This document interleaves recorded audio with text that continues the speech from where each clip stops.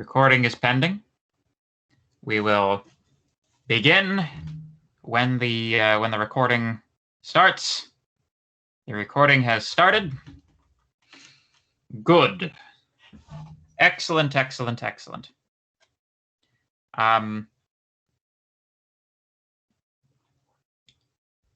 So, hello everybody and welcome to this is the review session for 1XC3. Our exam starts in, what is it? 14 hours? 14 hours till the time the exam starts, so I hope everybody's been studying before this. So we have one question. I'm just going to write down, as is my usual fashion. We had some topics during the, where's my bloody notebook gone? There it is. Right. There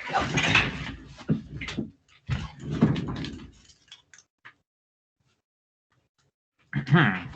Dignity, grace, etc.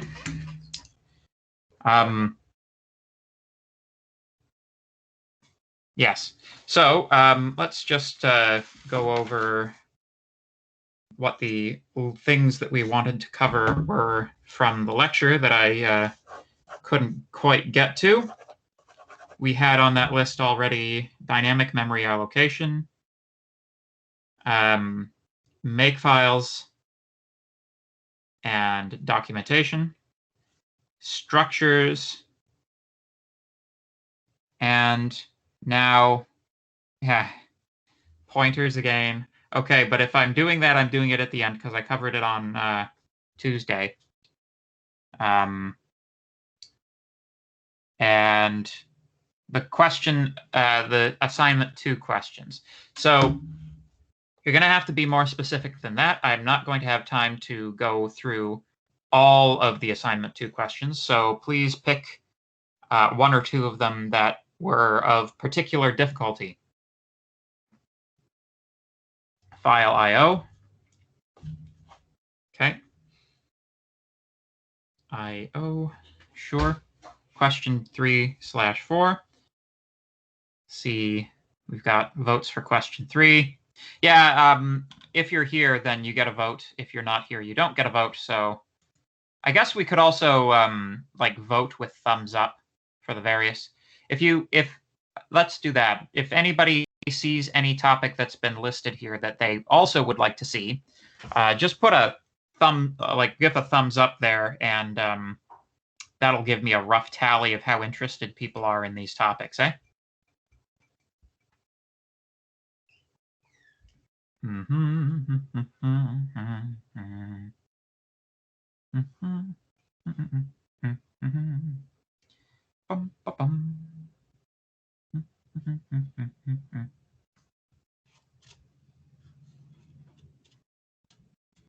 File manipulation with C, I'm going to assume is the same thing as file IO, Martin. Okay. Okay. Good. So before we get to that stage of things, where we start going over the particular things that people want me to go over, yeah, no trouble. I will open the floor to any questions in general about the exam in general. So if anybody has any questions about the exam itself, if you wouldn't mind, I also don't mind if you want to jump in with the mics, if you want to speak instead of typing, that's also acceptable.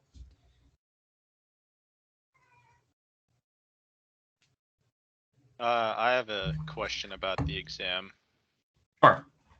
So I remember in your last live stream, you said that it was going to be a whole bunch of questions which are part of one big program, right? Yes.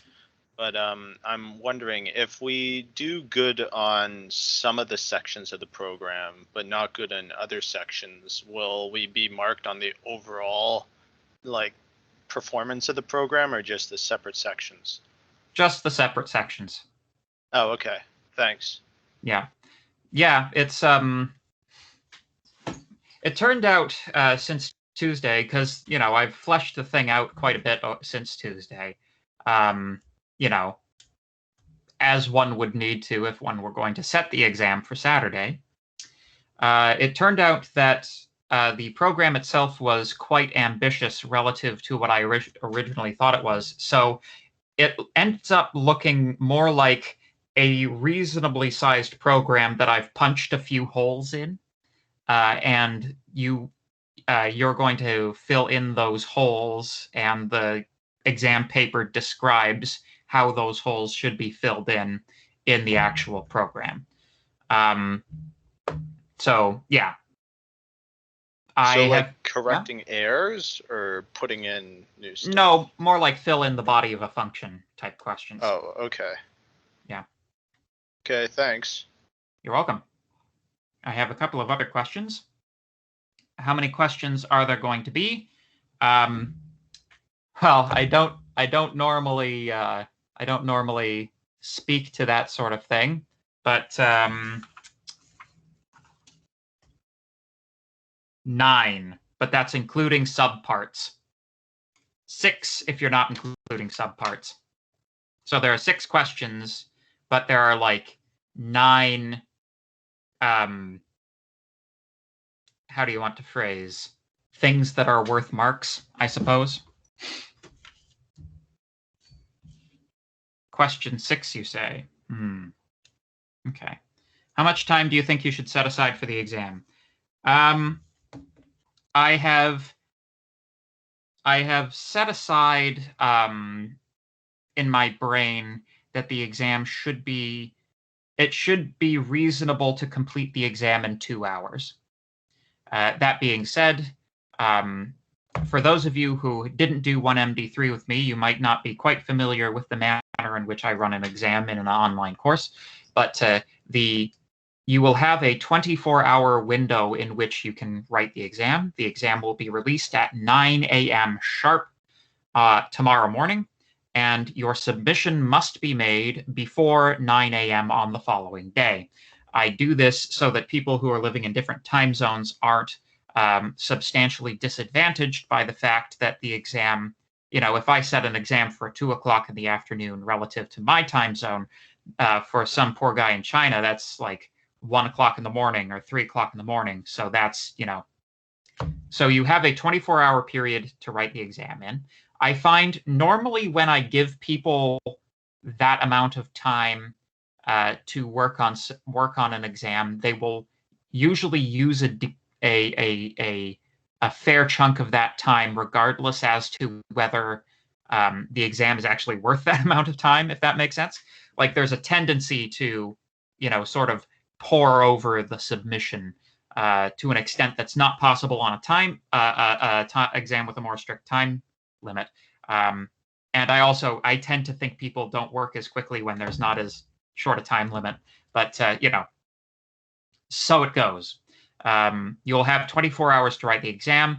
I think if you're like working strongly on the exam, it should take you about 2 hours. But mileage may vary, as it usually does. Are we going to have to deal with merging branches, or is it just C code? So it's not just C code, but there's nothing on it about merging branches. You will have to use GitHub to submit your exam, but that is, and I also recommend the use of GitHub during the exam to, for example, do checkpoints of your own exam that you can roll back to if you feel that's necessary. It's a useful tool. Frequent commits are always recommended, but no, there's no question on the exam. Here is a repository now. Merge it, similar to Lab 3. So nope. That being said, C code on the exam. There are other topics that appeared in the lab that are also worth a substantial portion of the exam. The exam is split just about down the middle, actually, between the C stuff and the Unix stuff. But I'm not going to get into any further detail than that. The files will be released on Avenue. Yes, that's correct. So in the Avenue Assignments tab, which is easier to control the visibility of, so if you go into Avenue, click Assignments, there will be one assignment, which is the exam, which will be released 9 a.m. Yes. Are we submitting the exam in the GitHub repository? Yes. It is. You will be submitting the exam in the same way that you have submitted everything else that we have had during this course. Yes.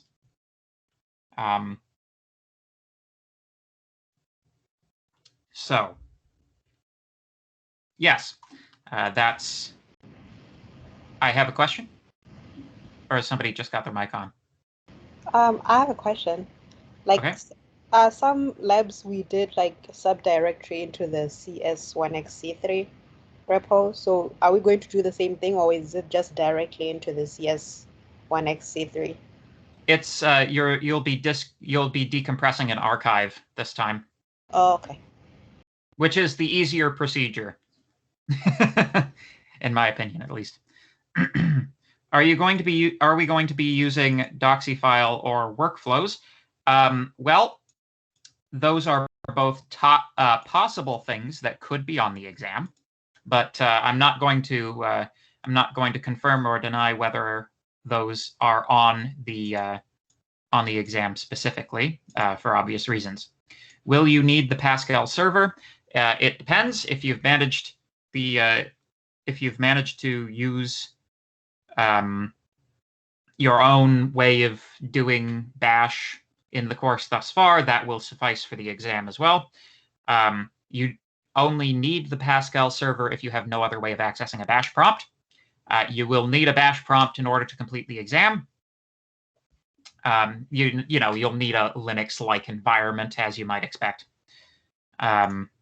But if you have your own, then that will be fine.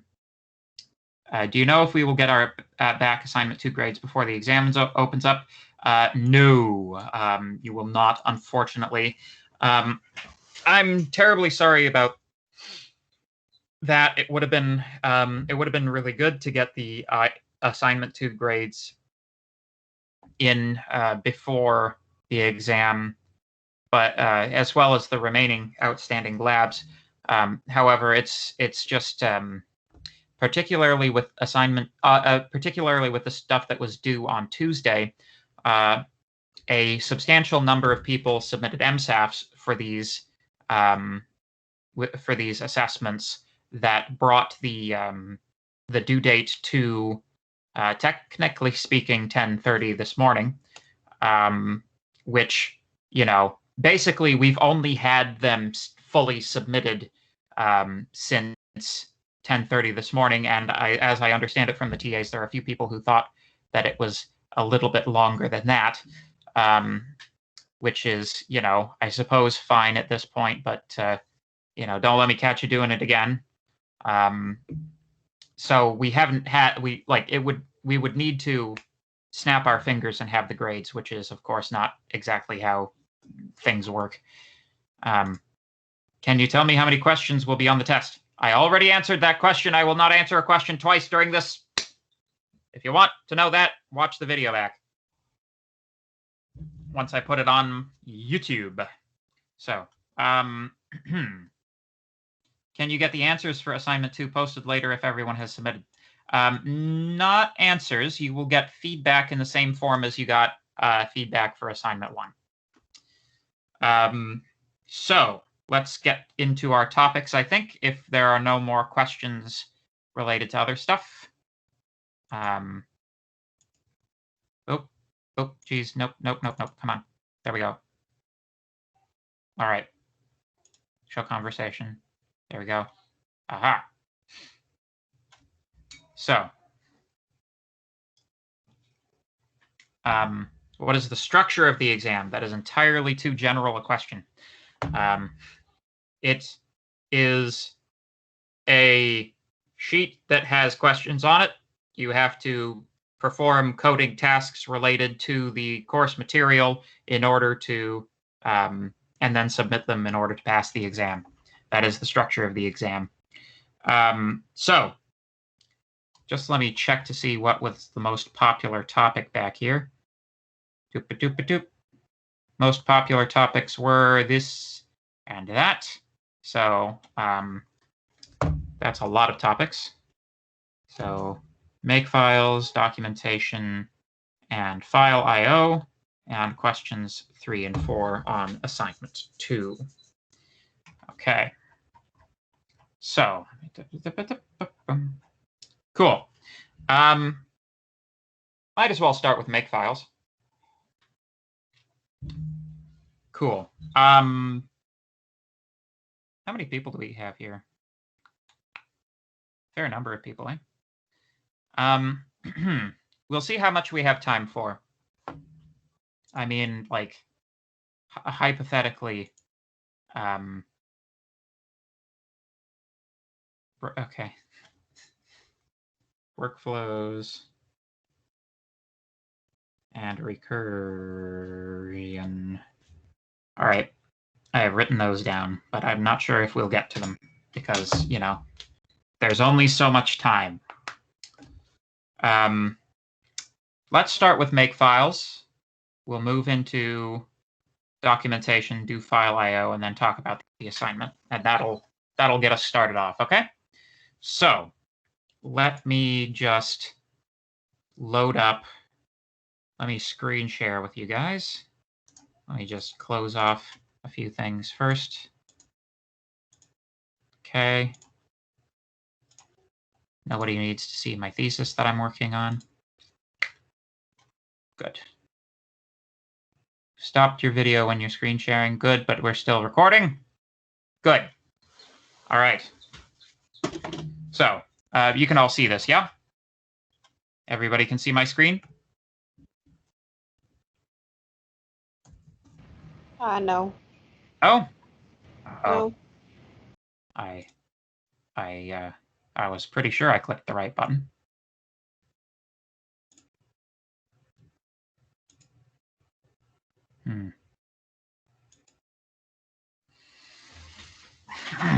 I think, let's see here.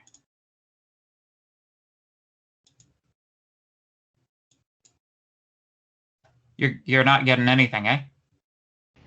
No. Oh, bloody hell.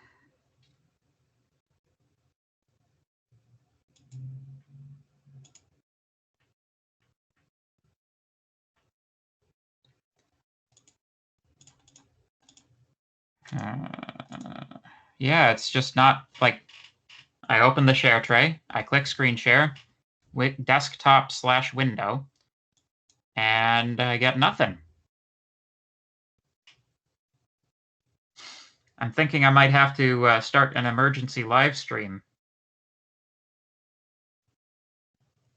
Huh. You know, I think the last time I tried to do this on Teams, I got the same result. All right. Okay.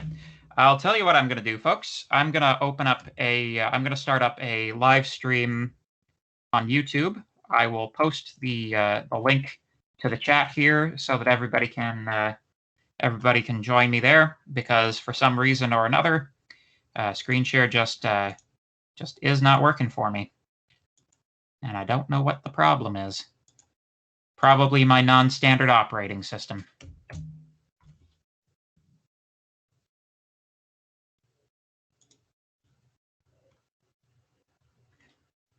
It's funny because it seemed like it was working for a moment, but then it just didn't.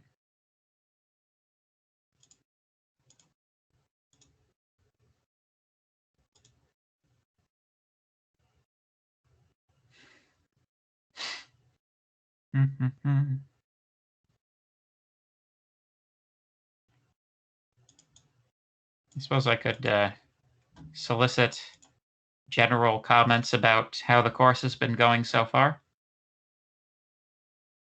Anybody have any comments about the course?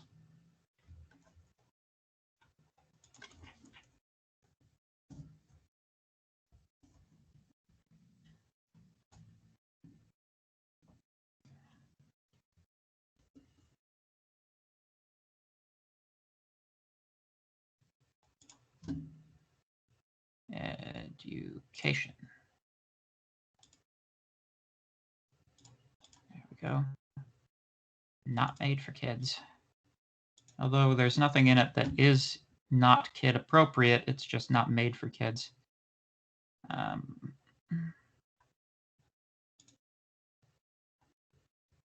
Unlisted.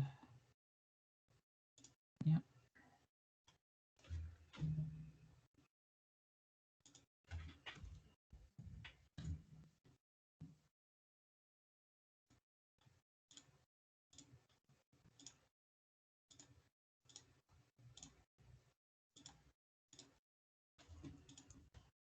Oh, there we go.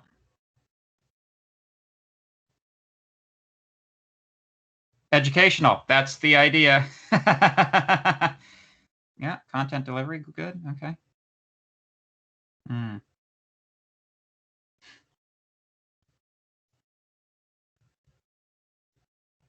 and 4 were impossible.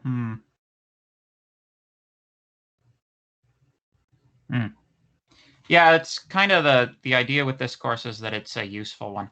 So I'm gonna cut this stream now because I'm gonna start up the live stream. I'll see you folks very shortly.